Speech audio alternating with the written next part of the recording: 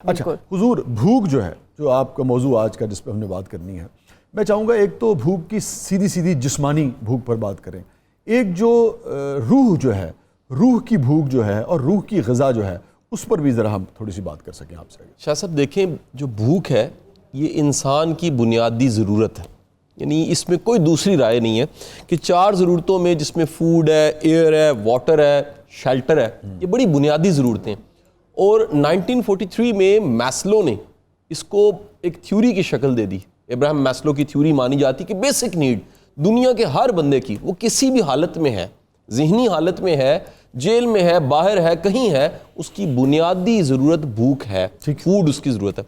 اب سر یہ جو فوڈ بنیادی ضرورت ہے، روزے کی حالت میں اس بنیادی ضرورت کو آپ ایک طرف رکھ دیتے ہیں، یعنی آپ کی انتہائی بنیادی ضرورت جس سے آپ اپنے بقا کو قائم رکھتے تھے، آپ نے اپنے بقا والی ضرورت کو ایک طرف رکھا اور اللہ کے حکم کو بڑا کر دیا۔ آپ نے کہا کہ میں ادب کرتا ہوں اللہ کے حکم کا اور بھوکا پیاسا رہتا ہوں۔ اگر بھوک پیاس اللہ کے قرب کا وسیلہ نہیں بنی، سورس نہیں بنی، تو پھر سر وہ ایک رسمن روزہ تھا۔ ٹھیک، بنیادی طور پہ روزہ اللہ کے قرب، اللہ کی رضا کو ماننا، اللہ کے حکم کو بڑا ماننا، اس کے لیے ہے۔ باقی سر اس کے دیکھیے اس کے جسمانی فائدے یقیناً ہوں گے، جس طرح نماز ہے وہ ایک یوگا کی ایکسرسائز بھی مانی جاتی ہے، نماز سے اور بھی بڑے فائدے ہوتے ہیں، لیکن بنیادی فائدہ وہ بندگی ہے اور پاک صاف ذہنی طور پہ رہنا ہے۔ روزہ آپ بھوکا پیاسا رہتے ہیں، بھوک کاٹتے ہیں اس لیے کہ اللہ کا حکم ہے۔ اب آپ اس کے ساتھ ایک بڑی بنیادی چیز سر جڑتی ہے کہ جب بھی آپ بھوکا پیاسا رہ کے بھوک پیاس کا گلا شکوہ کرتے ہیں تو یقیناً پروفیسر صاحب اس کو سیکنڈ کریں گے، وہاں حکم یہ ہے کہ پھر آپ کا اجر کم ہو گیا۔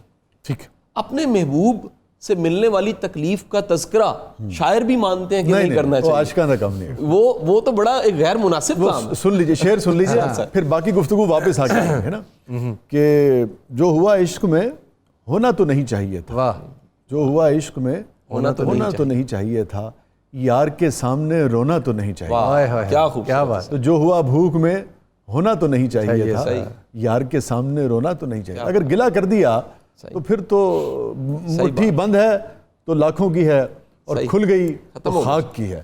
حضور والا، بھوک پر ہم بات کر رہے تھے، اور بھوک کے جسمانی اور فلسفیکل جو اینگل ہے اور روحانی جو اینگل ہے اس پر ہم نے بات کی۔ مجھے اشفاق صاحب یاد آ گئے۔ اشفاق صاحب کہا کرتے تھے کہ جو بھوک ہے نا وہ اپنی نہیں ہوتی، کسی کی بھوک کو محسوس کر لینا، بھوک کسی کا احساس کرنا کہ کوئی بھوک ہے۔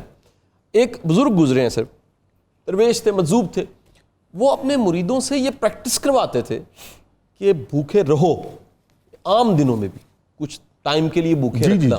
وہ کہتے تھے کہ جب تک تم بھوکے نہیں ہو نا، تمہیں کسی بھوکے کی سمجھ نہیں آئے گی۔ سبحان اللہ۔ سیدنا عمر فاروق رضی اللہ تعالیٰ عنہ کا بڑا تاریخی جملہ ہے اسی کے اوپر جو آپ فرما رہے ہیں۔ آپ نے فرمایا کہ جب تک میں عوام کی صعوبتوں کو، مصیبتوں کو برداشت نہیں کروں گا، تب تک مجھے کیسے ادراک ہوگا کہ ان کے مسائل بجا۔ اور آپ دیکھیے کہ تاریخ اسلام میں کیا خوبصورت اور روشن ایک واقعہ ہے کہ جس میں ایک بھوکا مسجد میں آتا ہے، لنگر چل رہا ہے، کھانے مل رہے ہیں، اور امام حسن اس کو کھانا پیش کرتے ہیں، بڑا بہترین کھانا ہے۔ وہ کھانا کھاتا ہے اور کہتا ہے کہ اس مسجد کے کونے میں ایک بوڑھا بیٹھا ہے، یہ سوکھی روٹی پانی میں بھگو کے کھا رہا ہے، اس کو بھی یہ لنگر دیجئے۔ تو مسکرا کے کہتے ہیں یہ انہی کا لنگر ہے، ان کو جناب علی کہتے ہیں رضی اللہ تعالیٰ عنہ۔ تو آپ جو لنگر چلانے والے ہیں وہ خود سوکھی روٹی کھاتے ہیں۔ تو قربانی دینا، کسی کا احساس کرنا، کسی کے درد کو محسوس کرنا۔ ایک اور صوفی کا بڑا اچھا جملہ ہے، انہوں نے کہا جی یہ آنکھوں کی بینائی کی کیا نشانی ہے؟ ایک مرید نے کہا جی آنکھوں کی بینائی کی نشانی یہ ہے کہ سوئی اور دھاگا آپ سوئی میں ڈال سکیں۔ دوسرے نے کہا جی آپ کی کوئی چیز گم گئی ہے، آپ اس اتنی بینائی ہو کہ ٹو کے ڈھونڈ کے تلاش کر لیں۔ انہوں نے کہا نہیں جی، اصل بینائی یہ ہے کہ آپ 100 میں بھوکا تلاش کر لیں اور اس کی بھوک کو دور کریں۔ سبحان اللہ۔ کسی کے درد کو محسوس کرنا، سبحان اللہ، کسی کا احساس کرنا۔ پھر سب سے دیکھیں نا جی، روزے کا سب سے ایک یہ بھی خوبصورت پہلو ہے کہ آپ محتاج ہیں، آپ کا رب غنی ہے، آپ کو کھلاتا پلاتا ہے، آپ کو پالنے والا ہے اور ہر طرح کے رزق فراہم کرتا ہے۔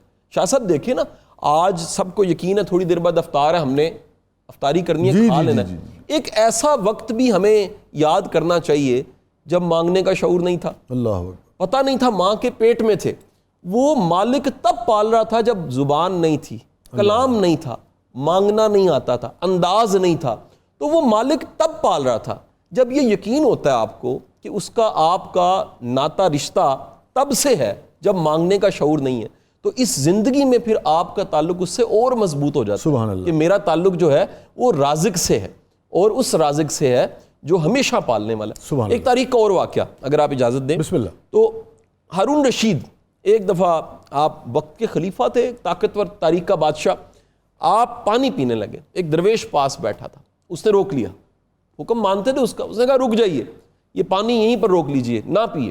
انہوں نے پانی چھوڑ دیا۔ انہوں نے کہا خلیفہ یہ بتائیے، یہ پانی جو گھونٹ آپ نے پینا ہے، اگر آپ کو نہ ملے اس کی قیمت کیا دے سکتے ہیں آپ مسکرائے اور آپ نے کہا جی میں آدھی سلطنت دے سکتا ہوں۔ نے کہا پی لیجئے۔ اسی کے حکم پہ پانی پی لیا۔ پانی پیا تو اس نے کہا کہ اگر یہ پانی جسم میں رک جائے اور یہ نہ نکلے، یعنی پیشاب کی شکل میں، پخانے کی شکل میں نہ نکلے، آپ اس کا اخراج نہ ہونے پہ کتنی قیمت ادا کریں گے؟ انہوں نے کہا جی پوری سلطنت۔ انہوں نے کہا حضور یہ دیکھیے، جس سلطنت کی قیمت پانی کا ایک گھونٹ ہے، اس کو پھر یہ سمجھ کے چلائیے یہ آپ کی نہیں ہے، خدائی اسی کی ہے، سبحان اللہ، اور اسی نے یہ نظام سارا چلایا۔ سبحان اللہ، سبحان اللہ۔ تو روزے کی فضیلت اور اہمیت ہے، اس کو ایک اسکالر کی حیثیت سے آپ کیسے دیکھتے ہیں؟ یعنی کہ ایک سماجیات کے ماہر کی حیثیت سے۔ پھر میں ذرا دوبارہ پروفیسر صاحب کی طرف بڑھوں گا کہ اسلامی حوالوں سے اس پہ بات کریں۔ اچھا سر، اس کا ایک پہلو بڑا خوبصورت کہ آپ کھانا نہیں کھا رہے، پورا دن آپ کھانا نہیں کھا رہے۔ آپ کھانا اس لیے نہیں کھا رہے کہ کھانا ہے نہیں، کھانا موجود ہے، اور آپ اللہ کے حکم کو بڑا سمجھتے ہوئے کھانا نہیں کھا رہے۔ واہ، یہ دراصل درویشی ہے۔ سبحان اللہ۔ درویش کی ڈیفینیشن یہ ہے، اس کے پاس اختیار ہوتا ہے لیکن وہ وڈرا کر دیتا ہے واہ، کہ میں اس اختیار کو استعمال نہیں کرتا۔ کھانا موجود ہے، آپ کھا سکتے ہیں، لیکن آپ کھانا نہیں کھاتے کیونکہ اللہ کا حکم ہے کہ اس وقت سے اس وقت تک بھوکا رہنا ہے۔ سبحان اللہ۔ تو آپ خالصتاً اپنے رب کی رضا کے لیے بھوکا رہتے ہیں۔ اب کمال یہ کہ سر جب بھی آپ ایک ایسی ذات جس کو دیکھ نہیں سکتے اس کا حکم مان رہے ہیں، آپ دراصل ٹریننگ لے رہے ہیں اس کے حکم کو ماننے کی، وہ صرف رمضان میں نہیں، یہ تو ایک ریہرسل کا وقت ہوا، آپ آئندہ 11 ماہ بھی اس کا حکم مانیں گے۔ شارٹ کورس ہے ایک طریقے، اور دراصل میں سمجھتا ہوں کہ رمضان شاہ صاحب بڑی اچھی پرسنل ڈیولپمنٹ کی ایک ایکسرسائز بھی ہے۔ بے شک۔ کہیں ایک رائٹر ہے تھنک اینڈ گرو لکھنے والا، نیپولین ہل، وہ اپنی کتاب میں لکھتا ہے کہ دعا مانگنی ہے تو 3 روزے رکھ لیں پہلے۔ گورا لکھ رہا ہے، سائیکالوجی پڑھنے والا وہ کہہ رہا ہے جی 3 دن کے روزے کے بعد آپ کی حالت، ذہنی حالت ایسی ہوگی، آپ کے پاس اضطراب ایسا ہوگا، تڑپ ایسی ہوگی کہ آپ کی دعا عرش تک جائے گی۔ واہ واہ۔ تو بھوکا بائی چوائس، بھوکا کوئی ایسا نہیں بائی فورس ہے، اپنے انتخاب سے اپنے رب کو مانتے ہوئے، اپنے رب کے حکم کو مانتے ہوئے بھوکا، اس کا مقام پھر کیا ہے؟ اللہ کہتا ہے اس کو پھر اجر میں دیتا ہوں۔ سبحان اللہ، بے شک بے شک کہ روزے کا اجر جو ہے وہ صرف میں دوں گا، اور بعض روایت میں تو یہ ہے کہ روزہ جو ہے وہ میرے لیے ہے اور اس کا اجر ہی میں ہوں۔ تو جس چیز کا اجر اگر باری تعالیٰ آپ کو مل جائے، آپ کو خلق کو اگر کسی عبادت کے نتیجے میں خالق مل جائے، اور کیا چاہیے؟ یہ جو اینگل ہے کہ ہم اس کی رحمت کے پیچھے چھپ کر 2 نمبر ہی نہیں کر سکتے، گڑبڑ نہیں کر سکتے، بالکل ایسی اس کی رحمت کا ہمیں طلبگار ہونا ہے۔ کوئی عبادت ہمیں کرنی ہے تو پورے خشوع و خضوع کے ساتھ اس کی جو ریکوائرمنٹ ہے، اس کا جو SOP ہے، اس کے ساتھ کرنی ہے، ورنہ اپنے آپ کو دھوکہ مت دیں، چونکہ صاف کہہ دیا گیا ہے کہ بھوکے پیاسے رہنے کی کوئی حاجت۔ اس اینگل کو کیسے شاہ صاحب ہر عبادت کا ایک صلہ انجام نظر بھی آتا ہے۔ یس، نماز آپ کو بے حیائی سے روکتی ہے۔ بے شک۔ اگر کوئی نمازی ہے اور بے حیا ہے تو وہ سوچے کہ وہ نماز نہیں پڑھ رہا، وہ ایکسرسائز کر رہا ہے۔ اگر کوئی روزہ رکھ رہا ہے اور روزہ رکھنے کے بعد بھی وہ تقوی، پرہیزگاری، صبر، شکر اس میں نہیں آیا، اس کا مطلب ہے وہ فاقہ کاٹ رہا ہے۔ تو فاقہ اور روزہ میں فرق یہ ہے، وہ اس صلے کا فرق ہے، انجام کا، رزلٹ کا، کہ اس نے بھوک تو کاٹی لیکن وہ جو چاہیے تھا، جو بننا تھا اس نے وہ حاصل نہ کیا۔ سو کہیں نہ کہیں یہ آپ کی وہ ٹریننگ ہے جو آپ کی نفسیاتی، آپ کی ذہنی، آپ کی جسمانی، ہر لحاظ سے آپ کو ریفریش کرتی اور آپ کو دوبارہ سے تیار کرتی ہے آنے والی زندگی کے لیے۔